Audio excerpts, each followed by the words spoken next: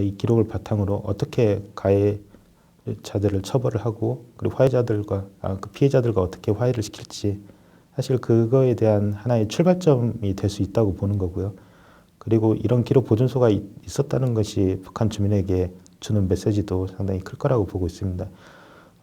그 북한 인권에 대한 피해, 그 과거사 청산이 어떤 방식, 누가 주체가 될 거는 사실 당시 통일에 대한 여러 형태가 있는 거니까요. 그걸 같이 종합적으로 봐서 합리적으로 정의하겠지만, 그런 그 과거 청산을 할 수 있는 어떤 계기가 될 수 있다는 점에서는 큰 의미를 갖고 있다고 생각하고 있습니다.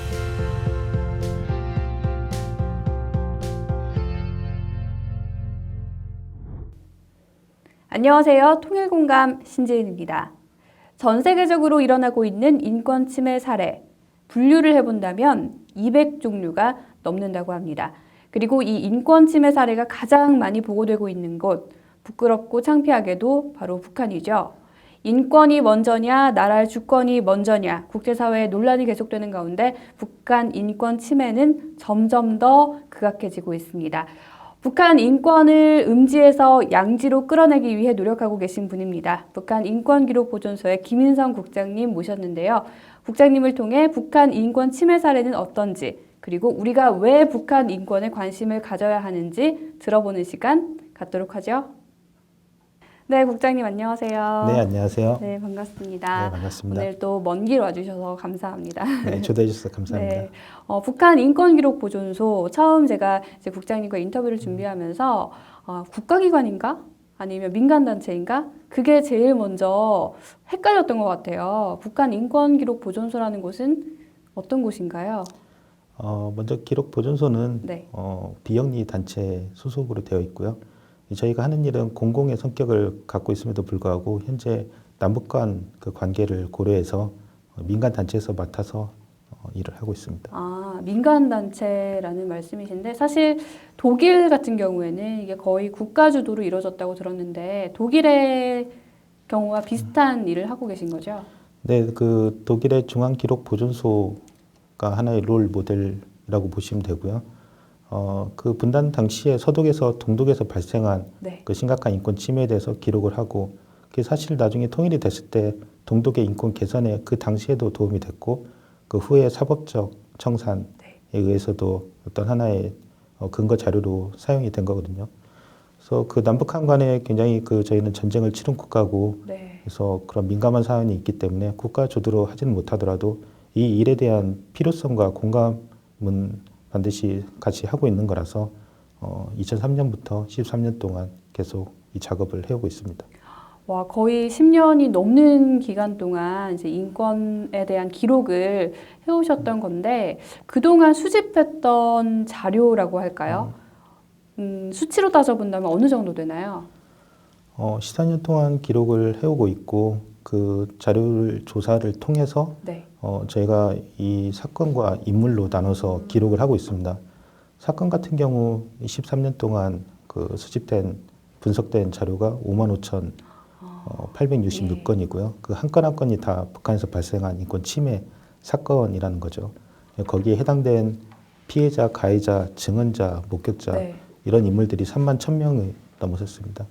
5만 건이라고 하면은 한국의 인구가 거의 4,500만 명이니까 인구에 비유를 해보면은 굉장히 많은 숫자다라는 게 딱 와닿는데 독일 같은 경우에는 그 30년간 조사한 게 한 4만 건이었던 얘기를 들은 것 같은데요. 네, 그 독일 같은 경우 중앙인권기록보존소가 설치된 61년부터 1990년까지 30년 동안 운영이 된 거였고요.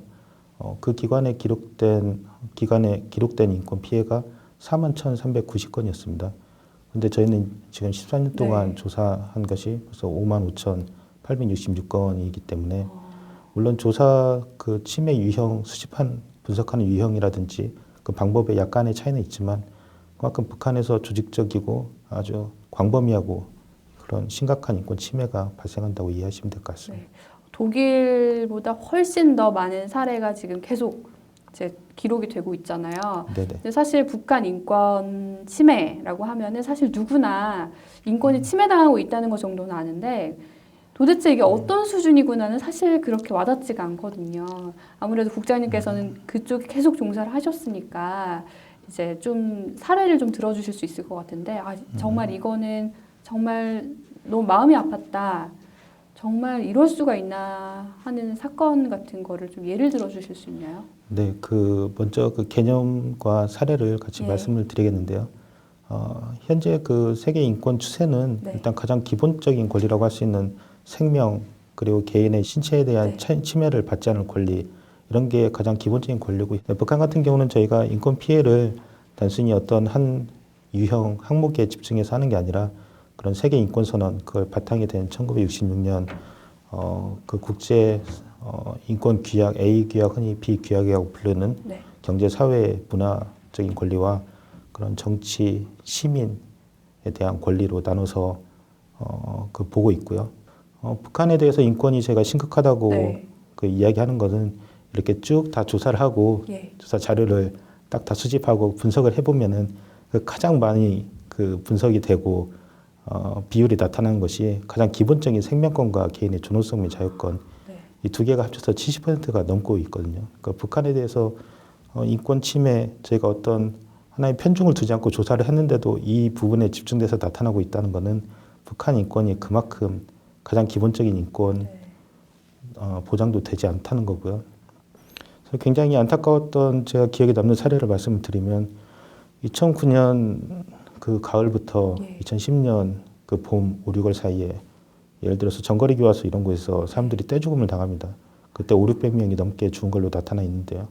그 안에 식량 사정도 열악하고 당시에 그런 사회적으로도 화폐 개혁을 통해서 외부에서 지원을 가족으로부터 면회품을 받을 수 있는 기회도 줄어들고 설상가상으로 그때 전염병이 집단적으로 돌게 됩니다. 그 열병이라고 부르는 병인데요. 그 병에 걸리면은 40도를 넘나드는 고열에 시달리다가 결국 죽게 되는데 네. 그런 경우에 간단한 약품, 그 열을 내릴 수 있는 약품만 네. 지원이 되더라도 많은 생명을 살릴 수 있는데 초기에는 거기에 대한 어떤 지원이 없었습니다.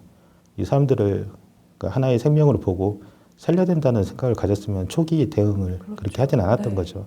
사람들이 많이 죽어 나가자 비로소 평양에서 약품을 보내줘서 그나마 사람들을 좀 살렸다고 하는데 그 죄수들을 그 대하는 같은 국민인데도 그런 태도에서 북한의 인권 의식이 얼마나 열악한지 알 수 있는 것 같습니다. 그 정도 되면 사실 같은 이제 어떻게 보면은 일상에서 만날 수 있는 이제 같은 나라 사람을 서로 그렇게 대한다는 거잖아요. 그렇습니다. 이거는 사실은 교육이나 어떤 것들이 굉장히 시급하고 이제 북한 내에서 이걸 스스로 자정작용처럼 스스로 이제 고쳐나갈 수 있는 개선해 나갈 수 있는 방법은 좀 아직까지는 좀 힘들다고 봐야겠네요. 네, 이런 부분은 사실 외부에서 끊임없는 그런 지적과 비판 그리고 교육이 네. 필요한 부분이고요.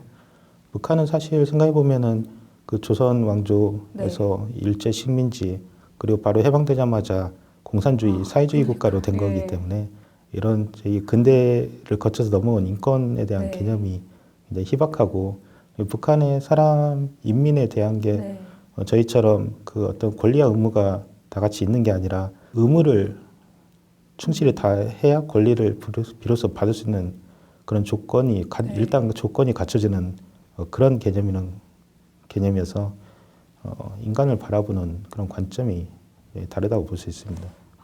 그 북한 인권이라는 문제가 사실 이렇게 심각하고 또 많은 사람들이 관심을 가져야 할 분야인데요. 아직까지는 사실 음지에 있다고 봐도 무방하잖아요.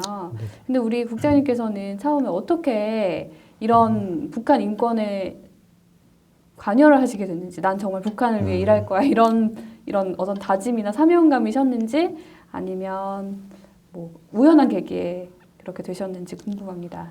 처음부터 그런 사명감이 있었던 건 아니고요. 평범한 학생, 대학원생이었는데 북한에 대해서 그 대학원 때부터 관심이 굉장히 많았고요. 북한에 대해서 그 안에서 발생하고 있는 어떤 일이 일어나고 있는지 정말 알고 싶어서 북한 사람들을 많이 만나기 시작했습니다. 그러면서 그 사람들이 그곳에 있을 때 살았던 이야기를 들으니까 이게 다 인권 이야기였거든요. 그리고 그럼 보통 저같이 제가 생각했을 때 좀 일종의 보통 감성을 갖고 있다고 생각하고 있는데 그 참혹한 수준의 인권 실태를 들었을 때 감성적으로 이 일에 대해서 그 외면하기 굉장히 어렵다고 이렇게 생각하고 있고 그런 부분에 있어서 사실 북한 인권에 대해서 굉장히 희망적인 오히려 반대적으로는 희망적인 생각도 갖고 있습니다. 일반 사람들이 북한 인권의 실태에 대해서 제대로 알기만 하면은 많은 분들이 동참을 하실 거라고 이렇게 보고 있습니다. 그 북한 인권 기록 보존소라는 이름답게 처음에 이제 조사를 하실 때 네. 보통은 제가 알기로는 이제 탈북하신 분들이 증언을 하시거나 또 그런 걸 통해서 자료를 수집하신다고 들었어요. 네. 그런 방식 말고도 또 사용하시는 게 있나요? 저희가 그 수집하는 원칙이 북한 인권에 관련된 모든 자료는 수집한다는 예. 거기 때문에요. 직접 이렇게 대면을 통해서 하는 그런 설문이나 인터뷰 방식도 물론 있지만 설문 같은 경우는 한국에 오시는 북한 이탈 주민 성인분에 한해서 성인분에 관해서는 저희가 전수 조사를 하고 있고요. 예. 그 중에서 1대1로 이렇게 지금 저랑 저랑 말씀하시는 것처럼 이야기하는 것처럼 2시간 정도 그분이 살아온 얘기를 좀 더 잘 전달할 수 있도록 그렇게 하는 게 1년에 한 200명 넘게 하고 있습니다. 예, 그런 방법도 있지만 이분들이 또 오셔서 자기 이야기를 수기로 남기시거나 네. 그리고 신문, 인터넷 신문이나 그런 신문에도 이 북한 인권에 관련된 내용이 나오기도 하는 거고요. 그리고 잡지라든지 그리고 관련 단체 보고서 이런 부분에도 부분이 있는 거라서 이거를 다 종합해서 수집하고 분석한다고 이렇게 보시면 될 것 같습니다. 마지막으로 이 북한 인권기록보존소가 독일이 그랬듯 나라의 정말 한반도의 희망이 될 수 있는 존재가 될 것 같다는 생각이 들거든요. 네. 통일 이후에 또 더 큰 의미를 어떻게 찾으실 예정이신지? 네, 저희가 그 센터 설립 큰 두 가지 목표가 하나가 북한 인권 개선이고, 네, 그것보다 더 큰 목표가 과거사 청산입니다. 네. 북한의 과거사 청산인데, 네, 다른 나라 사례를 어디를 봐도 그 가해자가 먼저 근거 자료도 없는데 본인이 진심으로 사죄하고 그 사죄를 통해서 그 피해자가 용서를 하고 화해가 이루어지고 통합의 길로 가는 길이 거의 없다고 보시면 됩니다. 북한 인권 그 피해에 관한 이런 기록 보존소가 갖는 그런 힘도 거기에 있다고 보는데요. 이 기록을 바탕으로 어떻게 가해자들을 처벌을 하고 피해자들과 어떻게 화해를 시킬지 사실 그거에 대한 하나의 출발점이 될 수 있다고 보는 거고요. 그리고 이런 기록 보존소가 있었다는 것이 북한 주민에게 주는 메시지도 상당히 클 거라고 보고 있습니다. 그 북한 인권에 대한 피해, 그 과거사 청산이 어떤 방식, 누가 주체가 될 거는 사실 당시 통일에 대한 여러 형태가 있는 거니까요. 그걸 같이 종합적으로 봐서 합리적으로 정의하겠지만 과거 청산을 할 수 있는 어떤 계기가 될 수 있다는 점에서는 큰 의미를 갖고 있다고 생각하고 있습니다. 네, 한 가지만 더 여쭤보겠습니다. 이 봉사활동을 이제 사실 이 방송을 보실 시청자분들이나 또 북한 인권에 관심이 있는데 어디서부터 시작해야 될지 모르는 분들께 안내를 좀 해드리면 좋을 것 같은데요. 어떤 일을 할 수 있는지 또 어떤 식으로 신청을 하면 되는지 좀 네. 말해주세요. 네, 좋은 질문. 네. 그 북한 인권 활동하는 저희 말고도 여러 단체가 있는데요. 지금 이렇게 방송을 통해서 하는 이런 단체라든지, 그 본인이 그 관심 있는 분야에서 기여할 수 있는 부분을 찾아서 하시면 되는데, 일단 저희 같은 경우는 그 자료를, 방대한 자료를 수집하고 분석하기 때문에 이 자료를 다루는 게 다 사람이 일일이 하나하나 수작업을 할 수밖에 없어서 이런 그 자료를 입력하는 것이라든지, 그런 아주 간단한 작업부터 저희가 북한 인권 실태를 알리고 개선 활동을 하기 위해서 여러 가지 보고서를 내고 있습니다. 북한 인권 백서 이것도 구경문을 내고 있는데 지금 저희가 뭐 그 재정 상황이 그렇게 좋지 않기 때문에 그런 영문 백서 번역에 있어서도 자원봉사자들이 많이 참여를 하고 있고요. 그리고 북한 인권 개선을 위해 그 시민 사회에 대한 북한 인권의 내용을 알리기 위해서 북한 인권 아카데미라든지 그리고 인권을 통해서 저희가 통일을 어떻게 만들어 나가야 되는지 고민하는 통일교육 아카데미 이런 저희가 교육 프로그램도 운영하고 있으니까요. 이런 곳에 오셔서 같이 공부하시고 고민하고 이런 방식으로 시작을 하셔도 좋고요. 네, 좀 아는 게 힘이라고 오늘 또 이렇게 어떻게 봉사를 하고 참여를 할 수 있는지 알게 됐으니까 많은 분들이 많이 참여를 해주셨으면 하는 바람이고요. 앞으로도 지금까지 해오셨던 것처럼 북한 인권을 위해 좋은 활동 많이 부탁드리겠습니다. 네, 감사합니다. 네, 감사합니다. 역사는 현재 거울이라는 말이 있습니다. 북한 인권 문제 아직은 미약하지만 우리가 친구의 마음으로 가족의 마음으로 조금만 더 관심을 기울여준다면 앞으로는 더 밝은 미래의 역사를 써나갈 수 있지 않을까 하는 생각이 듭니다.